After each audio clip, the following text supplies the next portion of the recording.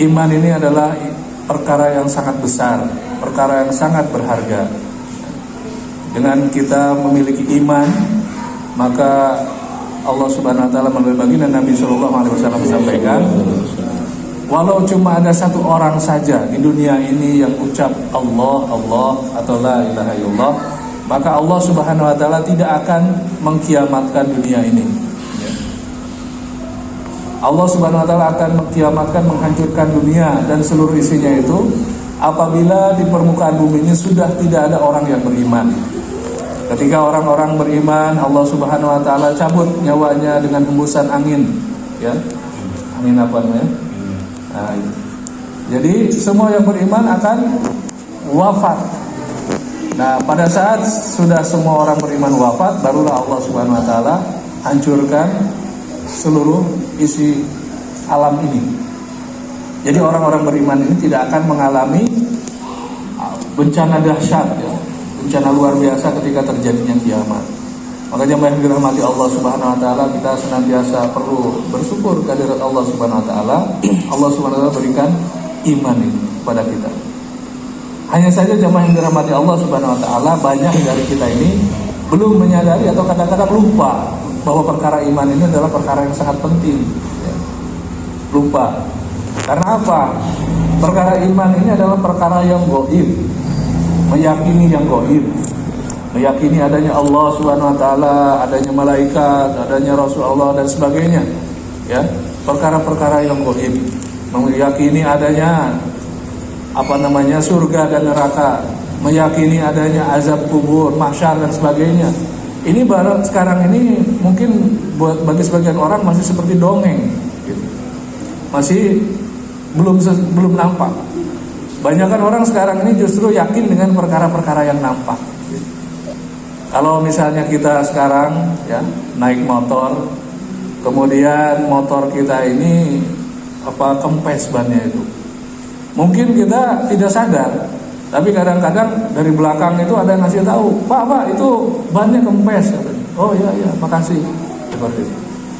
Atau misalnya seorang petani habis menggiling padi, ya, hasil panen selama berapa tahun, 4 bulan misalnya.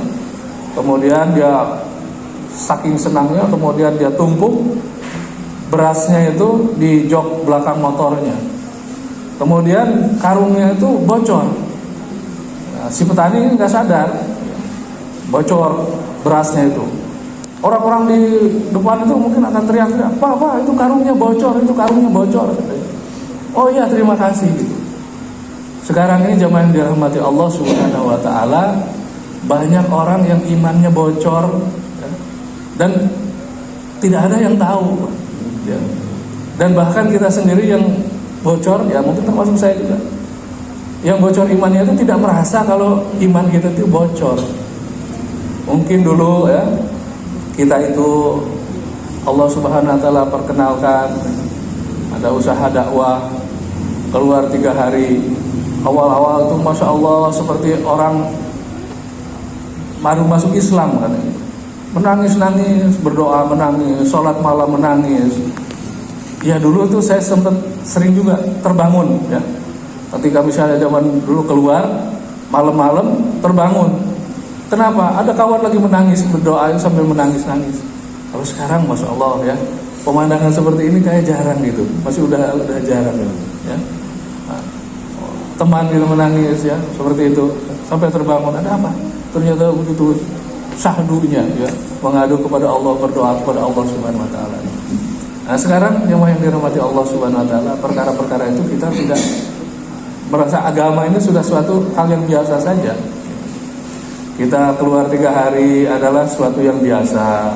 Keluar 40 hari juga merasa ya, ini perkara yang biasa saja. 4 bulan merasa biasa saja, gitu. Nah, kita tidak sadar bahwa kita ini mungkin iman kita ini sedikit demi sedikit kempes. Sehingga yang dulu kita jaga, yang dulu kita betul-betul pelihara, sekarang ini seolah-olah ya sedikit demi sedikit berkurang. Ada orang yang misalnya awalnya itu sebelum azan berkumandang sudah langsung datang di masjid, bikin amalan dan sebagainya. Bahkan zaman dulu itu saling targetan 40 hari keluar itu, atau bahkan ya kita saling bertanding, ayo berapa kali khatam Quran dalam 40 hari ini. Teman saya sekian kali, teman yang ini sekian kali. Jadi saling kaku jari laporan amal gitu, seperti itu. Bahkan ada yang sanggup dalam waktu 1 hari baca 100 halaman, kurang lebih 5 juz. Sehingga dalam waktu 1 minggu itu, 1 pekan, sudah hatam 1 kali. Masya Allah. Nah seperti itu ya. Nah Masya Allah. Sekarang kita keluar, Masya Allah, termasuk ini yang bicara. Makanya saya dakwah ini adalah sebenarnya menasihati orang yang bicara ya. Nah, kalau ada yang senasib sepenanggungan, ya itu sama-sama gitu ya, sama. Jadi menasihati yang bicara di sini itu ya. Jadi sekarang ini Masya Allah lebih banyak kita membuka laporan-laporan, berita-berita bola dan sebagainya daripada membaca Al-Quran ya, seperti itu. Kita akui sendiri gitu. Nah maka kita ini mengalami kebocoran-kebocoran iman, jemaah yang dirahmati Allah Subhanahu Wa Taala. Maka untuk memperbaiki kebocoran-kebocoran itu tidak ada lain, bengkelnya itu adalah di masjid ya. Bengkelnya itu di masjid. Maka bagaimana kita betul-betul, kita sungguh-sungguh ya, kita luangkan waktu kita di masjid itu betul-betul. Kalau bisa itu pokoknya begitu di masjid itu kita sterilkan perkara-perkara yang selain perkara ibadah kepada Allah Subhanahu Wa Taala gitu. Masuk ke masjid dengan adab ya, kemudian sholat, bahkan di antara kita wallahu alam ya mungkin di antara saya termasuk gitu. Kalau sahabat itu begitu habis wudu itu ada sholat sunat wudu gitu. Nah dan juga ini kadang-kadang ada di antara kita sendiri yang belum pernah mengalami sholat sunat wudu itu, Masya Allah ya. Jadi dari mulai wudunya, kemudian semuanya dijaga gitu. Semuanya dijaga. Begitu masuk ke dalam masjid ada usul-usul dakwah ya. Sebenarnya kita itu, orang tua kita itu sudah menyusun kurikulum yang sangat bagus ya. Asbab daripada kurikulum ini banyak orang berubah ya. Banyak orang berubah. Orang yang tadinya Masya Allah mungkin orang anggap itu sebagai sampah masyarakat, tapi ketika kita meluangkan waktu di masjid, kemudian dikenalkan dengan kurikulum agama, ada 4 hal yang diperbanyak. Apa saja? Dakwah ilallah ya. Kita membicarakan kebesaran Allah Subhanahu Wa Taala, memperbanyak bicara kebesaran Allah Subhanahu Wa Taala. Tuh, kita memperbanyak ta'lim wa ta'lum, kita memperbanyak zikir ibadah, kita memperbanyak khidmat ya. 4 hal ini saja dilakukan, Masya Allah, itu membuat orang berubah ya. Orang yang tadinya tidak kenal masjid menjadi ahli masjid, seperti itu. Orang yang tadinya jauh dari agama menjadi ahli agama. Nah, banyak diantara kita sekarang anak-anaknya sudah jadi ulama, padahal orang tuanya ada yang mohon maaf gitu ya, pekerjaannya itu tukang beca dan sebagainya gitu. Saya jumpai sendiri, bukan saya merendahkan, tetapi seperti itu. Ketika kita jalankan kurikulum yang sudah bagus ini ya, maka ada perubahan-perubahan ya. Kemudian ada 4 hal yang dikurangi ya, selama kita ada di dalam masjid ini ya, di bengkel umat ini, di masjid. 4 hal yang kurangi masa makan dan minum, kurangi masa tidur dan istirahat, kurangi masa di luar masjid, kurangi bicara sia-sia. Masya Allah, ini kadang-kadang kurikulum yang sudah bagus ini kadang-kadang kita lupa lagi ya. Maka kita ingatkan lagi,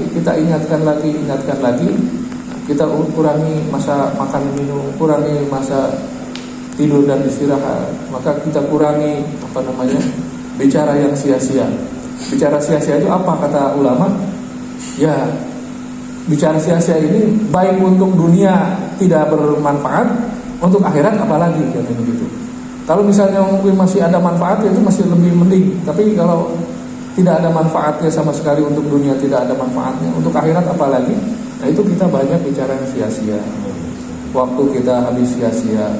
Padahal kita sendiri sering dengar dari orang-orang tua kita, dari ulama-ulama, bahwa yang namanya ahli masjid itu dia itu akan menyesal katanya. Ahli surga itu akan menyesal katanya.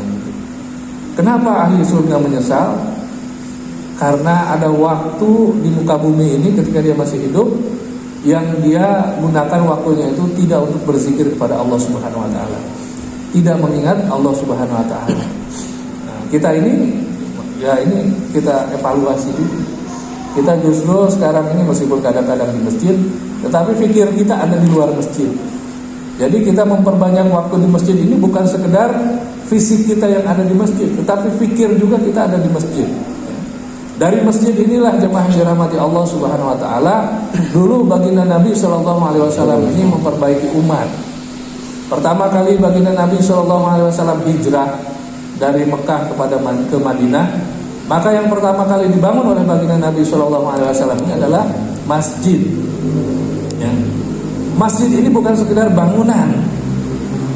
Kalau bangunan saja itu tapi tidak ada amalan masjidnya, itu bukan masjid, itu hanya bangunan masjid.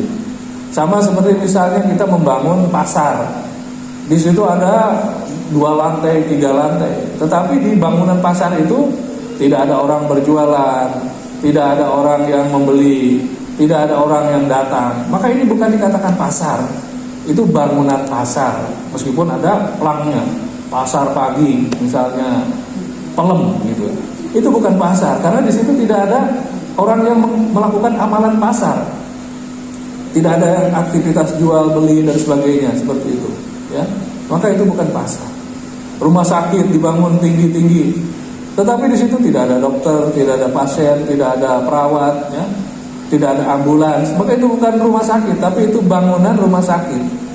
Demikian juga jemaah yang dirahmati Allah Subhanahu wa taala, kita bangun masjid bagus-bagus, tetapi tidak hidup amalan di dalamnya, itu bukan masjid, tetapi bangunan masjid. Apa saja amalan masjid itu? Ya tadi itu, kita hidupkan 4 amalan. Dakwah ilallah, di masjid itu ada dakwah, ya. Ada ta'lim wa ta'lum, tempat ilmu gitu, mempelajari ilmu, ya. Belajar ilmu. Kemudian ada zikir ibadah, ya, ada sholatnya, ada zikirnya dan sebagainya gitu.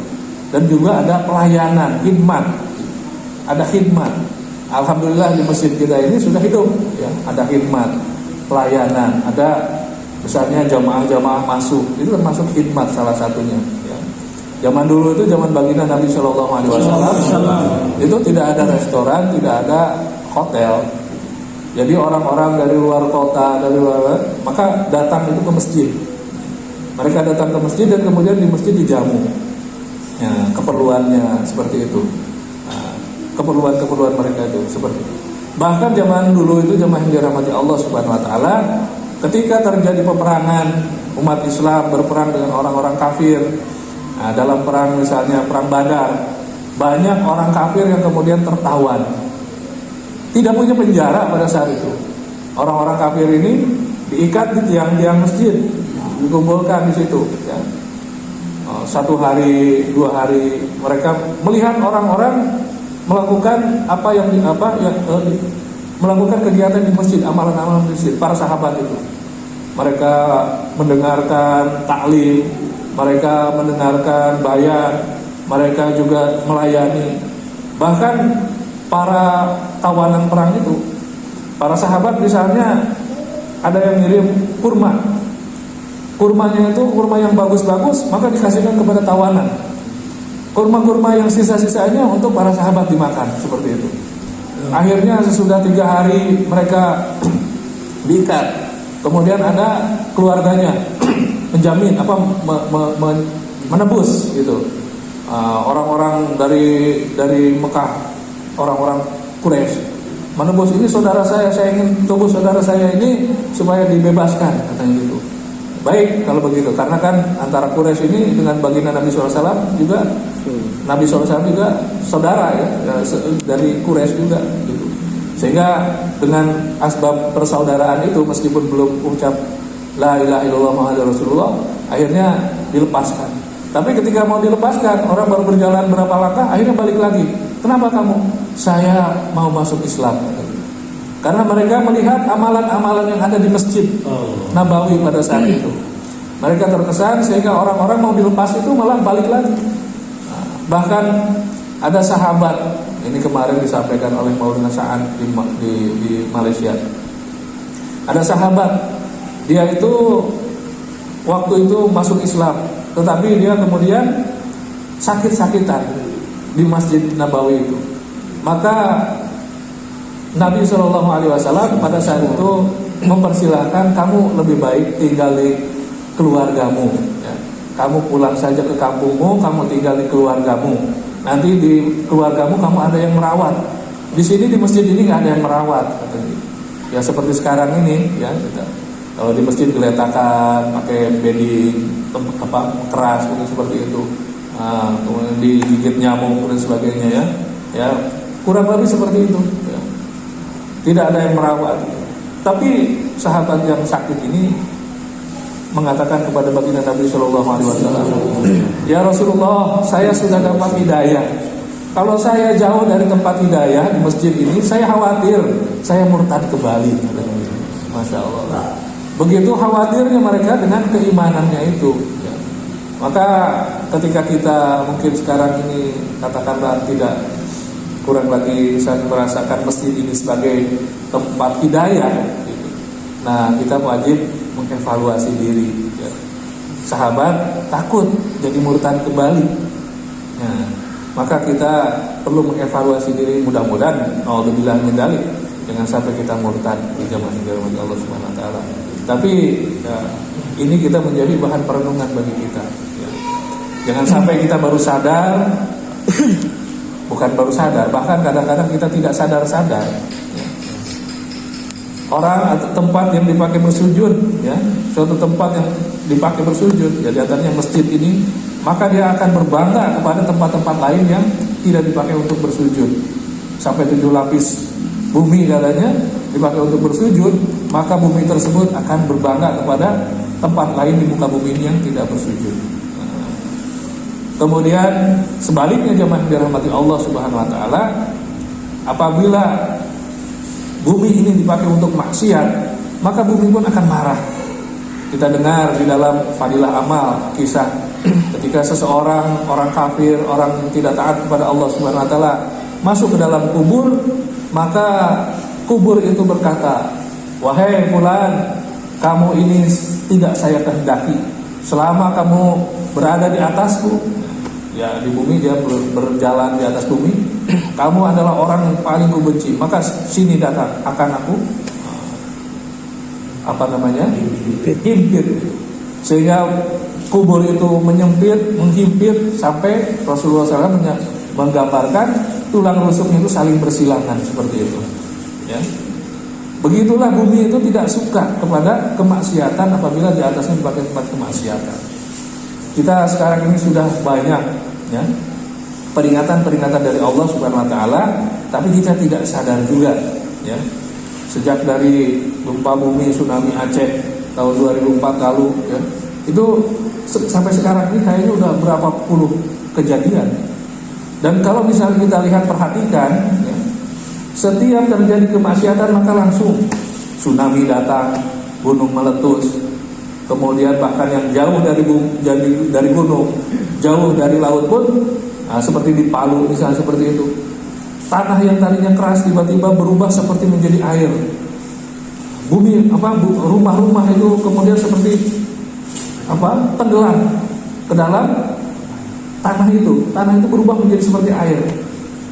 Kemudian ketika sudah satu kampungnya masuk semua rumah itu ke dalam tanah, kemudian tanah itu berubah menjadi keras kembali gitu. Allah kuasa. La ilaha illallah. Jamaah yang dirahmati Allah Subhanahu wa taala. Kesini begitu banyak. Di Parangtritis terjadi juga kurang lebih seperti itu. Di Lombok terjadi seperti itu. Kemudian di Serang tempo hari lagi konser musik, tiba-tiba dari belakang datang air, semua yang personelnya meninggal dunia. Kemudian belum lama di Cianjur, ternyata katanya walau alam ditemukan 1.000 orang LGBT di situ. Kemudian pernah di kampung saya di Sumedang itu tanah longsor. Begitu ternyata di wilayah longsor itu ditemukan perumahan misionaris. Ada nama kampungnya pun mirip-mirip Zionis Yahudi, Zion dan sebagainya. Masya Allah. Itu udah begitu jelas, kita kadang-kadang masih juga nggak sadar-sadar gitu. Ya. Peringatan dari Allah Subhanahu Wa Taala begitu jelas, azab itu begitu nyata, gitu. Jangankan nanti di akhirat, sekarang pun Allah Subhanahu Wa Taala sudah tunjukkan. Oleh jemaah yang dirahmati Allah Subhanahu Wa Taala, jangan sampai kita merasa kita tenang-tenang saja, kampung kita jauh dari laut, jauh dari gunung, orang-orangnya baik-baik, ya. Kita merasa tenang, sehingga kita tidak ada risau sama sekali. Masjid kita kadang-kadang yang datang cuma 1-2 orang, bahkan banyak yang seperti pemain organ tunggal, yang qomat, yang azan sendiri, imam sendiri, makmum sendiri. Astagfirullah, banyak seperti itu, ya. Jadi sekarang itu jemaah yang dirahmati Allah Subhanahu Wa Taala, apabila masjid ini makmur, maka insya Allah kondisi kampung ini juga akan sehat. Nabi SAW sampaikan, masjid ini ibarat jantungnya kampung. Sebagaimana fungsi jantung memacu darah ke seluruh anggota tubuh. Apabila jantung kita ini sehat, maka tubuh kita ini juga menjadi sehat.